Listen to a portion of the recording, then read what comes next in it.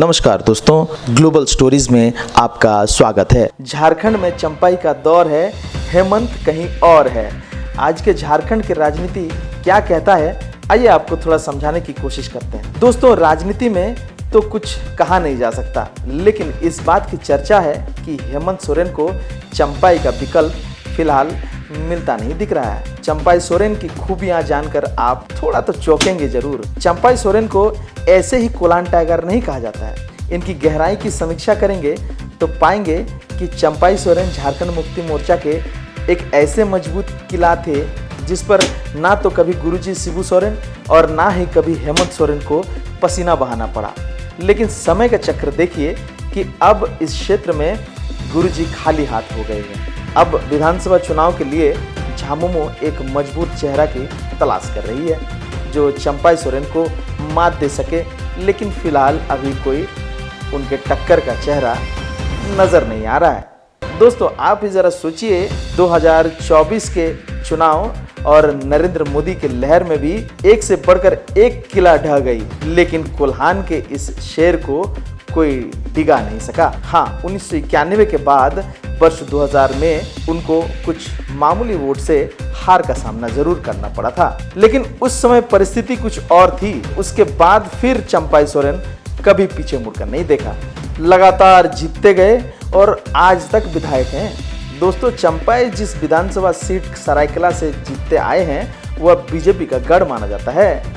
इस सीट पर बिहार और यूपी के रहने वाले आबादी भी खूब हैं जो अधिकांश भाजपा का समर्थक माने जाते हैं, लेकिन इस सीट पर चंपाई का जादू ही कहेंगे, उनको सभी का समर्थन मिलते रहा है और इसी का नतीजा है कि उनको चुनाव में कभी हार नहीं मिली। खैर, इसका उपलब्धि चंपाई सोरेन को ही नहीं जाता है। किसी भी नेता के लिए लगातार इतने सालों से जीतना सबकी बस की बात नहीं। लगातार 24 सालों से जीतकर चंपाई कोल्हान टाइगर बन गए। खैर, इसके पीछे चंपाई सोरेन की सादगी, ईमानदारी, लोगों से जुड़कर रहना और सबको एक नज़रिए से देखना, यह बहुत बड़ी बात है। इसी का परिणाम है कि उन्हें आदिवासी वोट तो मिलता ही है, साथ में गैर आदिवासी वोट भी जमकर पड़ता है। कभी किसी ने चंपाई को निराश नहीं किया। दोस्तों, एक खासियत चंपाई सोरेन का यह भी है कि उनका कोई विरोधी नहीं है और इसी का परिणाम है कि उनको पाला बदलने के बाद भी पूरा समर्थन मिल रहा है, जो बहुत कम देखने को मिलता है। जितनी खुशी उनके समर्थकों में है, उससे कहीं ज़्यादा खुशी बीजेपी खेमे में है। बीजेपी वाले अब संतुष्ट हैं कि उनका गढ़ कहे जाने वाले सरायकेला विधानसभा सीट इस बार उनके पास लौट आएंगी। इतना ही नहीं, खरसवा, ईचागढ़, घाटशिला, पोटका, बहरागोड़ा में भी चंपाई बढ़त दिला पाएंगे। खैर, अब चंपाई भाजपा के भगवा रंग में रंग चुके हैं। इनका घर से लेकर कार्यालय तक भगवा रंग में रंग गया है। ऐसे में झामुमो की चिंता भी इस क्षेत्र में बढ़ गया है।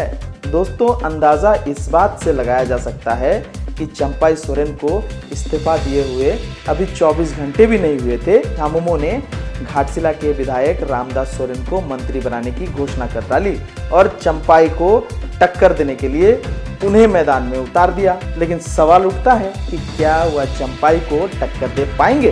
क्या रामदास सोरेन हेमंत सोरेन का टाइगर बन पाएंगे? खैर, यह तो आने वाली समय ही बता पाएगा, लेकिन राजनीतिक विशेषज्ञों का कहना है कि इतना जल्दी कोल्हान क्षेत्र में चंपाई का विकल्प मिलना मुश्किल लगता है। If you like this video, like, subscribe and comment.